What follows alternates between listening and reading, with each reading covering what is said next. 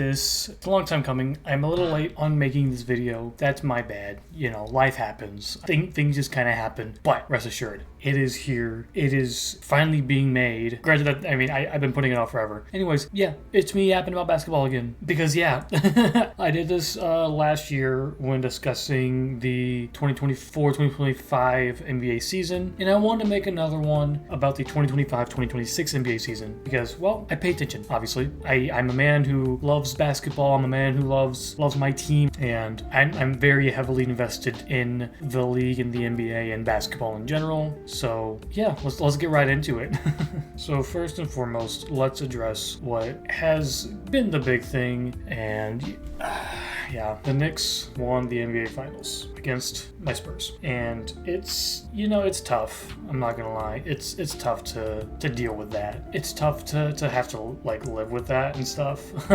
Like seeing my team lose, especially in the way they did. I mean, goodness. Like, granted, I am so happy, right? Look at this, man. We made the finals, right? Like, but no, I'm gonna talk about the NBA Finals first. Yeah, it was a tough watch. You can tell that this isn't me making excuses or anything, but you can definitely tell that the Spurs were clearly unexperienced, clearly gassed from the previous series. It was an all-around tough watch, especially when they were up by a lot and then they blow the lead, which is a Spurs thing to do. That is something that they've struggled with in the past, and I thought we were past that, right? Because the Spurs went from like blowing leads in like the fourth quarter to like gaining leads and coming back from being down, and now we're gonna go back to our old ways. We're gonna resort to how we used to be. It's like, what are we doing, guys? Come on.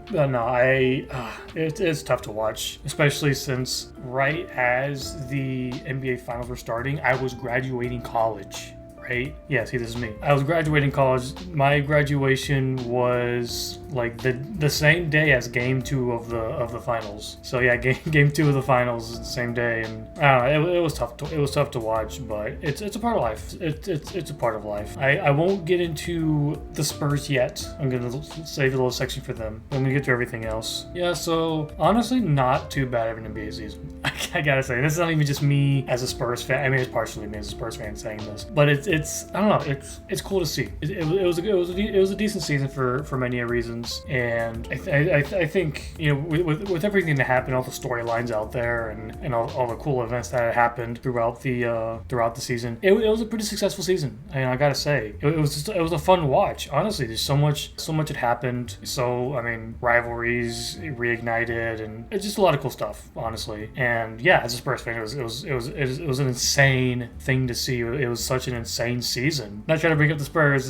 It was insane to see, and I'll get into that when I get to the Spurs section. Yeah, some cool stuff happened, like Bam Adebayo scoring 83 points in a freaking game, breaking the all-time record for like second most points, beating Kobe's 81, which is wild. Like, that's such a crazy thing. I'm gonna get into awards. I think I started last year's sort of basketball yap sesh with awards, so I'll start there this time with it as well. Rookie of the Year was Cooper Flagg. That was, I mean, I can't lie.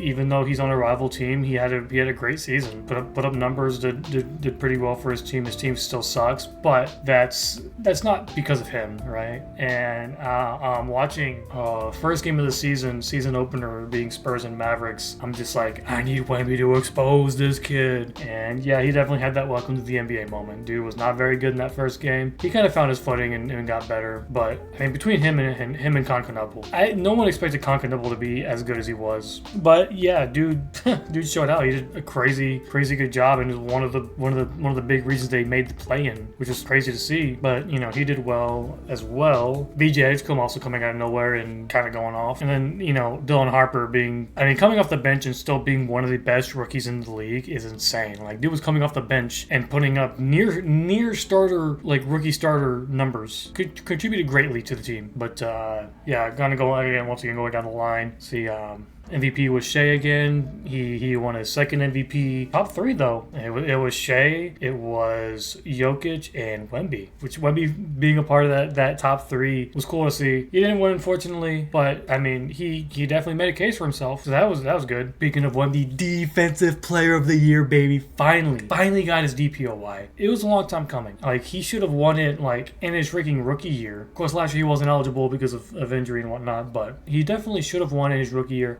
Unanimous this year. unanimous. That's incredible. First, was he first unanimous DPO? I don't know. I mean, the fact that he's a 2-time unanimous award winner is kind of wild. You know, unanimous freaking Rookie of the Year, unanimous Defensive Player of the Year. What's next? Unanimous MVP. Please. But no, it was cool. It was cool. I mean, dude was a powerhouse, right? It's a lot of stuff we've seen from him before. Just he got to do it longer because, you know, despite him suffering an injury earlier on in the season, he was able to play enough games to be eligible for the awards. And golly, dude almost had like 10 blocks in a game or something. He had a lot. And, you know, getting to watch him do all that was always exciting. And winning Most Improved Player was Nikhil Alexander-Walker. And Coach of the Year was Joe Mazzulla, which, you know, it was pretty close, honestly. Anyone had an argument, you know, and you can make an argument for any one of those coaches to win, whether it was Mazzulla, whether it was Bickerstaff, whether it was Mitch Johnson. Everyone had a case. I mean, you have someone like JB Bickerstaff, you know, bringing a Pistons team that hasn't really done well to make the first seed in the East, and you have someone like Mitch Johnson taking a team, one of the worst teams in the West last season, to a second seed in the West, rivaling. I wouldn't even say it was rivalry, being better than the first seed even, which is, you know, kind of wild to see. I mean, I know like it's a regular season award, but he did bring that team to the finals. Again, I know it's a regular season award. I just think it's a cool thing. I'm not trying to make a case for Mitch Johnson, though he should have won. But you know, I'm just saying, you know, let's look at the metrics here. Believe it or not, the award that I was most excited for and the award that meant the most to me was Keldon Big Body Mother Freaking Johnson. All right, my Pookie Bear, my GOAT, my favorite player, my boy Keldon won Sixth Man of the Year. Oh my gosh, dude! Like genuinely, God, I was so excited when they announced it. I mean, last year I kept saying, I think Keldon should have won Sixth Man of the Year, and maybe I was just, you know, wishful thinking, I guess, for the most part. But this year he truly earned it. I mean, he did such an incredible job off the bench, just consistently doing well. I say consistently, even though there would be some times where he maybe, you know, underperformed to his abilities. You know, maybe he scored like 2 or 3 points in a game a couple times. But I mean, it's more than what you do on the court. Like off the court is very important too. He brought the energy every time. He was always like the energy guy. He's quite literally, and you ask anyone on this team, ask the coach Mitch Johnson himself, Keldon is the heart and soul of the team. All right, people were like, well, you know, Keldon Johnson will probably win it just because, you know, his team's a 2C or whatever. No, it was much more than that. You people don't know Keldon like I do, and not personally, but like I've watched him from a rookie to now. He is quite literally my favorite player on the team. It always has been since he was drafted. He has been, maybe not since like immediately drafted, but since his rookie season, he's always been my favorite player on the team because, you know, he just embodies what it means to be a Spurs player. He's the embodiment of what it means to be a team player. You know, like I said, he's the energy guy. He's the heart and soul. He will bring whatever energy you need. He's gonna bring it to the team. Whether that's on the floor or on the bench, he's gonna bring that high energy. He's gonna encourage his teammates. He's a big morale guy, you know. And you know, there's no morale awards. There's no awards for, you know, being that high energy guy or being the heart and soul of the team. But that's what Keldon is. That's what he has been. He's so far the longest tenured player currently on the team, and I mean, he deserves his flowers. He deserves every bit of praise he received for how he did in the regular season. And being that he is my favorite player and has been since his rookie season. I have all his jerseys. Being that it means a lot to me, right? This is huge. I'm so happy about this. I could not be happier about it. Like, he deserves every bit of hardware he has received, and I mean, I'm proud of him. I'm happy for him, and I mean, God, when he won and when I announced it, I was ecstatic. I was literally on social media. I was like, Keldon, my favorite player. Thank you, Keldon. You're the GOAT. I love you. You know, stuff like that, right? And I mean, honestly, like it's incredible to see just with all the stuff that he's endured throughout his career. Not like he's been injured or, you know, just a lot of crazy crap, but the fact that at some point when the Spurs kind of went full rebuild mode, just trade everybody off, start fresh, start from the bottom. I mean, everything he was asked to do, he did. Like when we traded DeJounte Murray, Keldon kind of became the leader of the team. He was our go-to guy. He was the leader. And I mean, he did the job well. He put up like borderline all-star numbers, but because he was asked to be the leader of the team, and I think he did well. Considering the circumstances, and I think he gets too much crap for just doing what he does. And whenever he was asked to take his role to the bench and come off the bench, he took it. When Chris Paul came to the team, Chris Paul wanted the number 3. Keldon gave it to him. There was speculation that during one of the off seasons that Burns wanted to trade Keldon. Keldon made it very clear he wanted to be in San Antonio. And he is the embodiment of the Spurs culture. And seeing this photo of Keldon and Ginobili, and Ginobili, who was the former 6th Man of the Year himself, presenting the award to Keldon. By the way, Ginobili was also my favorite player ever before Keldon came along. So my 2 favorite Spurs players ever together, and just having that connection, it was such a beautiful sight. And it was something that I'm not a crier, but if I were, it would bring a tear to my eye. Like, genuinely, it was such an incredible thing to see. Just everything he's dealt with throughout his career, just doing everything that was asked of him for the betterment of the team. And he did it because he cares and he loves San Antonio. He loves the team, and we love him too, right? We love Keldon. Keldon's amazing.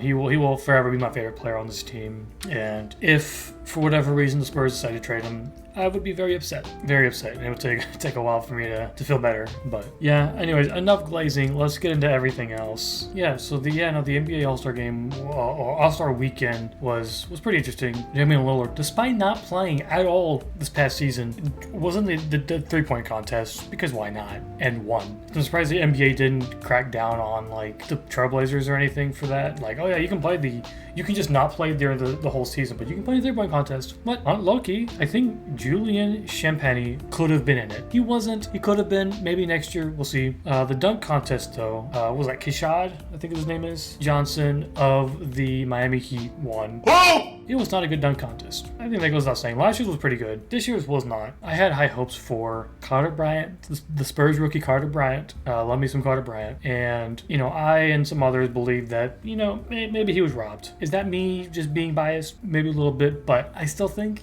I think he did better than what you're giving him credit for. It's all like Stephon Castle last year, another, Spurs rookie at the time in the dunk contest, and who was robbed.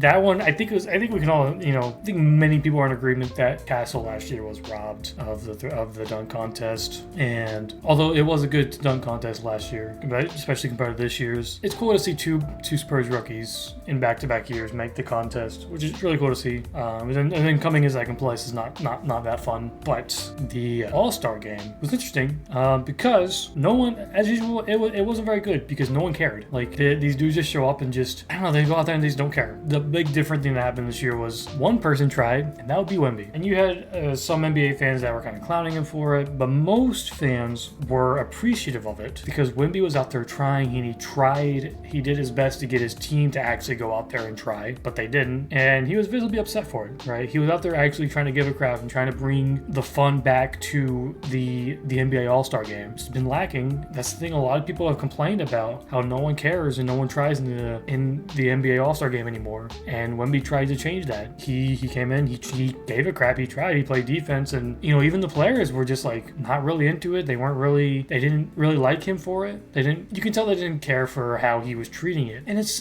the worst. That sucks. Like, why are you acting this way towards someone who actually cares? It was annoying to see, but I'm glad Wemby went out there and gave a crap.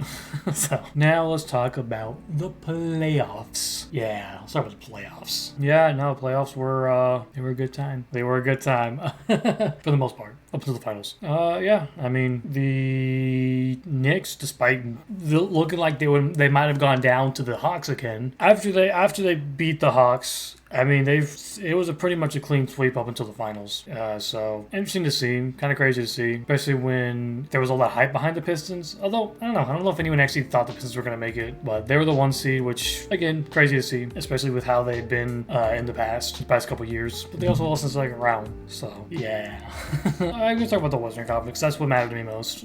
Yeah, so, the Suns and Lakers got swept by the Thunder. That was wild. Luka was out, so the Lakers didn't really have anyone, and the Suns are the Suns, so the Rockets were almost swept. Which I'm cool with. Screw the Rockets. The Rockets were almost swept. They looked like they might have been making a comeback a little bit, but it didn't really matter. The Lakers still won to go on to the second round. Spurs...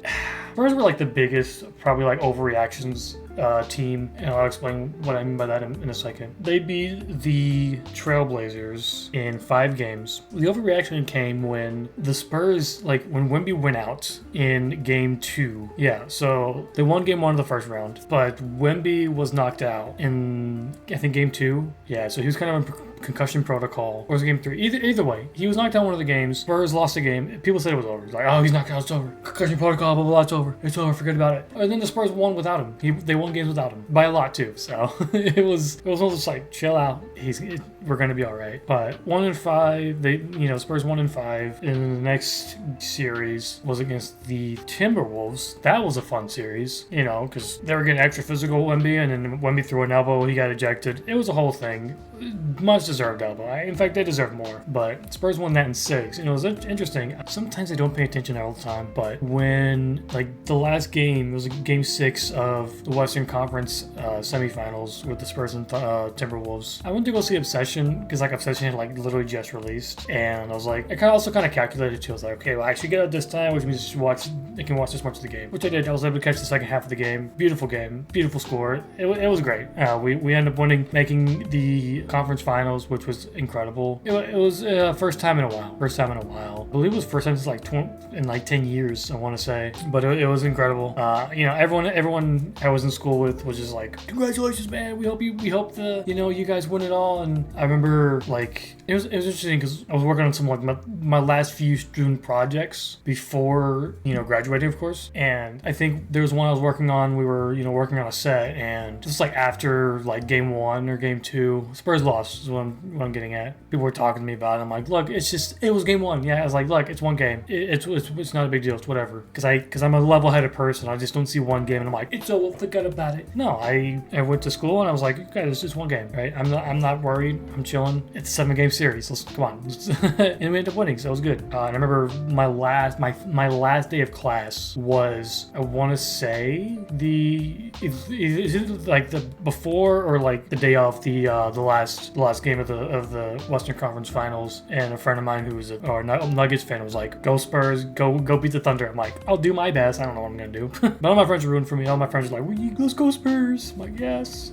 We had the Western Conference Finals. Wow, what a series. I mean, definitely one for the books. Definitely, one of the best series of all time. Whether that be the finals, any playoff series, just an incredible series. It was physical, it got nasty, it was a good time. You had the underdogs and you had the team that everyone hates. The underdogs won, which is great. Which I don't know if it's underdogs because the Spurs have just owned the Thunder all season, right? And of course people would talk about, especially Thunder fans, were like, well, you won this, but the playoffs are a different game. Playoffs are a different dog. And so they were kind of going in there with a chip on their shoulder. They were defending champs. Playoffs were a different breed. They were undefeated in the playoffs up until this point. Game 1, I was working on a film shoot for a friend of mine. I didn't get to watch it, unfortunately, but I know I and some of the people I was working with, other basketball fans, we were kind of paying attention to the game, and I'm just like watching the score. I'm like freaking out. I'm shaking. I'm like super nervous, and then we won, so it was great. I was able to catch the highlights after the shoot, see Wemby's like half-court shot and all.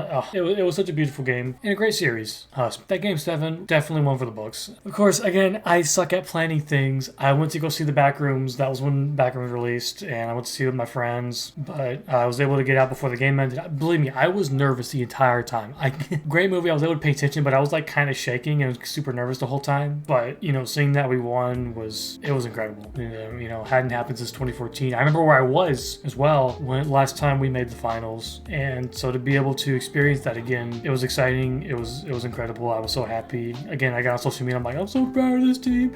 Just name it. Like, I'm proud of Wemby. I'm proud of Devin Vassell. I'm proud of Keldon. I'm proud of, just going down the line and just talking about how much I love my team, and being that I am like the Spurs guy, especially the Spurs guy of like my school, and amongst my friend group, because that's like my entire personality. Everyone was like, dude, congratulations, go win, go beat the Knicks. I'm like, eh. But it was truly though, it was incredible. It was such an incredible feeling, from that Luke Cornett block to the cell dunk. My goodness, what an experience! What a sight to see! Just the dagger and kill all their hopes of making the finals. It was great. Speaking of, yeah, I got to go see the Spurs play the Magic because of course, at the time I was living in Orlando, and while money wasn't great at the time, it was kind of coming down to my last few months of school. Money was a little tight with me, but I did set aside money to go see my team. Tickets were pretty cheaper than last year, which is weird. Last season, Spurs were not good, and the cheapest tickets were like $100. I go this time, and I can get tickets for like 20. It was like cost me like $20. And I remember I was in class, and I was just like looking at it. I was like, I think I'm gonna buy it. So I bought it, and I got to go see them play, and it was great. I hadn't seen them play since I guess it was Wemby's rookie year. Yeah, it was Wemby's rookie year was the last time I got to see them play. Because again, I was in Orlando the year after that. Didn't get to see him play then because of tickets and whatnot, and I wasn't home. But I made it a goal of mine to see him this year. To be like, go see a game at Kia Center, and go see my. It was big on it. That was big for me. And that's when Luke Cornett had that game-winning block, right, and that pose at the end. And that was incredible to see. Oh, what an experience! I even bought the shirt, dude. I bought it on a shirt. I was like, I was here. I'm no stranger to being in enemy territory, being that most of the games I've seen the Spurs play have been in Houston. So I'm no stranger to being surrounded by visiting players, and then everyone in the arena is rooting against me or rooting against my team. So it was just another day in the office, I guess. They also had a 6-7 cam. That was a whole thing. I guess that segues me into the Spurs. Oh, by the way, the NBA Cup. That was another one. The NBA Cup was kind of wild. Spurs, I think it was the Lakers we beat to make the sort of semifinals game against the Thunder, which that was sort of the big, that was one of those. I think we beat the Thunder already up until that point, but it was like the Thunder fans did a lot of talking, so it was great to beat them again. So beating them was big for that. Beat them to make the Cup game, which a lot of people don't care for the Cup. Some people do care for it, some people don't. Regardless, it could have been another trophy in the case. Unfortunately, we lost the Cup finals to the Knicks. So that's, and to lose them again in the finals is, boy, that really just pushes the dagger in even more. It just sucks to see. But no, anyways, yeah, segueing into the Spurs. Wow. A lot of people are going to clown the Spurs for losing the finals. A lot of people are going to talk about the Spurs in negative ways, and I just can't do that. Not just because they're my team, but because I can't be upset with this season. The last couple of seasons, yeah, I'd be like, hey, why the frick are you losing? Why do you guys suck right now? But this season, they exceeded expectations beyond what anyone ever expected. Beyond what anyone could have seen coming. We were lottery team the past couple years. We had no business being as good as we were this season, especially with the young talent we had, with the young talent we have leading the team. And so to go as far as we did, especially again with the talent we had and then the roster we had, it was impressive. I can't be upset with it. We could have lost like the semi. And I even told people this. I'm like, if we lose to the Thunder in the conference finals, it would suck. But I'm not going to be upset with the team. The Spurs are projected to be at best a play-in team. So the fact that they made the playoffs, the fact that they got a 2 seed, the 2nd seed in the West, right? And it was close too, right? It kind of came down to the wire of who was going to take the 1 seed. But Spurs took 2 seed, made the finals, and yeah, they lost. But seeing where they came from just a year ago and seeing where they are now, I can't be upset. I can't be anything but proud of this team. I've been a fan of this team all my life, of course, and especially in recent years, they just haven't really been that good. This hasn't been a winning team, and so especially losing our head coach midway through, our head coach of 20 plus seasons, losing him to health issues. He didn't die, thankfully. Losing him like midway through the season, having this young assistant coach Mitch Johnson take over as sort of an interim head coach, and then becoming head coach.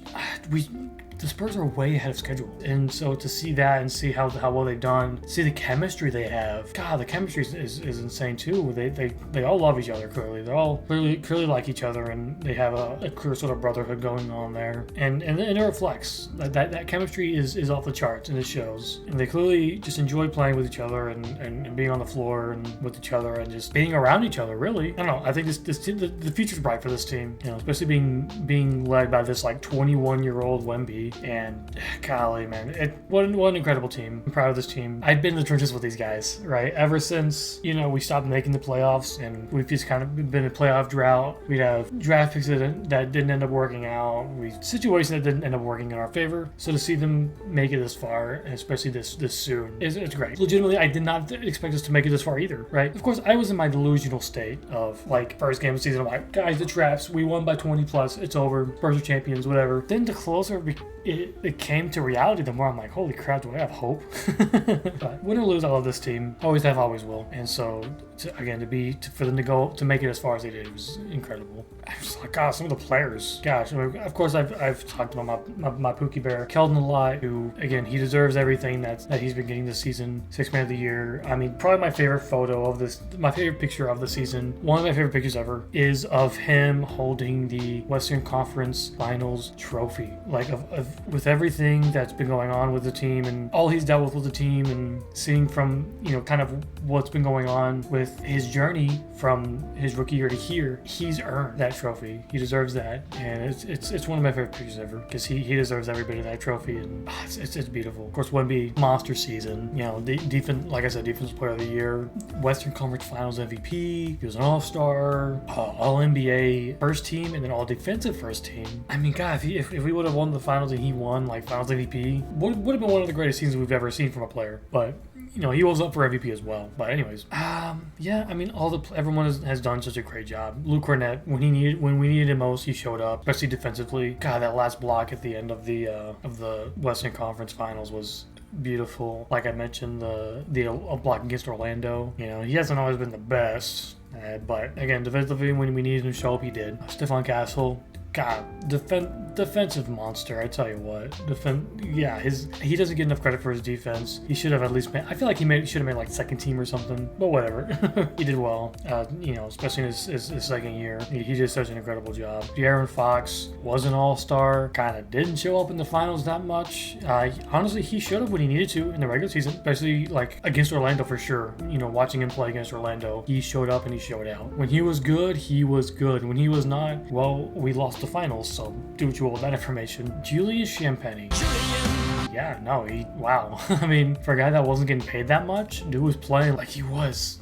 Goodness. I mean, he's a shooter. I mean, that's something I've always known as a Spurs fan, but it really came in clutch, when we needed to, and until it didn't. Yeah, no, he's such a great role player that I hope he kind of has the same attitude as Keldon of I'll do what you need me to do. Dylan Harper, goodness, dude, Dylan Harper, I tell you what, that is someone that is a 10-year vet in a rookie's body. Dude is phenomenal. He does stuff that you don't expect from a rookie, and golly, the fact that he was one of our best players in the finals is insane. Again, as a rookie, Dylan Harper's incredible. Good gosh. Incredible player, coming off the bench. I'm not kidding. If you were a starter, the Spurs could have had 3 consecutive Rookie of the Year winners in back-to-back years. He's that good, but he's off the bench, so it's whatever. I'm looking forward to how he performs with us and how he improves for the future of this team. Carter Bryant, he's obviously not as good as Dylan Harper, but you can definitely see his progression throughout the season. He's still young. He's got a lot to learn, but he's going to be good. He's going to be good. Devin Vassell.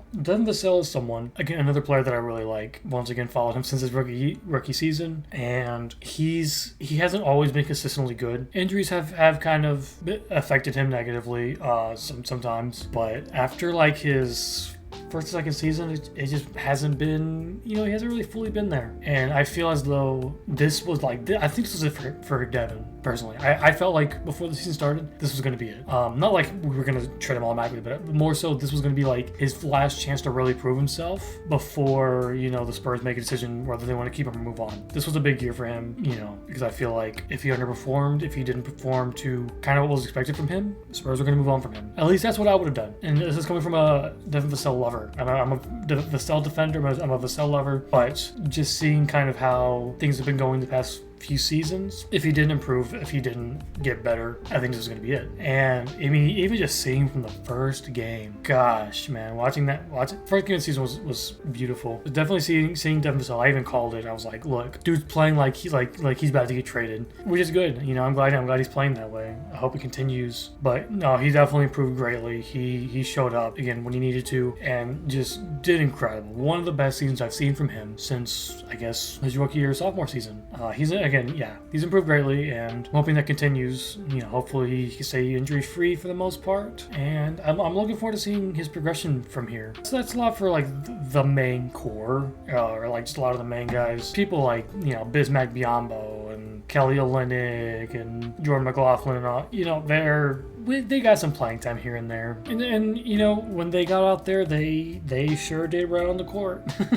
But Mitch Johnson, we're moving on from players, talking about coaches. Mitch Johnson, you know, I think for a first year coach, he was fine. For a first year, and I mean as like full first year head coach, he kind of was thrown into the ring, you know, midway through the season last year. But for a first time coach from beginning of season to end, I think he did fine. Granted, he could have made better decisions. Oh my gosh, I hear fans complain about him all the time. Why is Wemby on the floor at this time? Why is this player not on the floor at this time? Why is this happening? And I think, yeah, he could have coached way better than he did, but I could give him some grace, being that he is a young, inexperienced coach. After that, there's no excuses. I'm not gonna lie. You made the finals, despite questionable coaching decisions here and there. You made the finals. There's no excuses at this point. You gotta coach well. Mitch's rotations have been questionable. You gotta fix that in the offseason. And I'm looking forward to it, because Spurs made some pretty good moves in the offseason. We've kept our team together, which is incredible. Beautiful thing to see. Teams like the Thunder weren't able to do that. They lost some players that you can make the argument that they're important to the team, whatever, but the Spurs made important moves. You know, we got Tobias Harris, who's actually had a pretty good year. You know, I know he became a meme with the Sixers and Jimmy Butler and all, but he was pretty important to the Pistons. And you know, my good friend who is a Pistons fan loves Tobias Harris. He did not want him to leave, and when we were playing Fortnite one night and I got the ESPN notification that the Spurs signed him, I was like, hey, so Tobias Harris is kind of a Spur. Dude was out. He was not happy about it, and you know, rightfully so. I get it. You know, he had all his friends from back home were texting him, and he's like, oh, yeah, it's over, man. We lost Tobias Harris. His team sucks. No, he didn't say that, but I would understand if that was the attitude. Spurs drafted pretty well. Spurs drafted pieces that we needed. You know, a big thing was help for Wemby. You know, backup bigs. Get some bigs help, because we didn't really have that. The most we've had for big help was Luke Cornett, and again, he was not very consistent. So see that we got more bigs help, especially young bigs. It's great to see. I'm really excited. I'm looking forward to the next season. Again, despite the end results, Spurs had a great season. I couldn't be more proud of them for doing how they did, and doing as well as they did. And I'm looking forward to the next season. Got to be a bit longer than last year because I had a lot more to say. Let me know your thoughts about basketball below. Let me know your thoughts on the NBA season. What you think about it. What you think about, you know, any predictions for the next season. Let me know what's up. Caruso to inbound again. Jalen Williams got to jack one up. Got to be somebody. It's Wallace again. Off on the three. Shaq Penny the rebound. 8 seconds left. Fox has it. Ahead to Vassell, who goes in for the dunk. And the San Antonio Spurs have done it. There will be a new champion in the NBA. A new era has dawned. It's Wemby's West. The Spurs are going to the NBA Finals. Look at the emotion from Wemby. Unbelievable. This is what you want to see. A young team growing up on the biggest stage. Look how his teammates.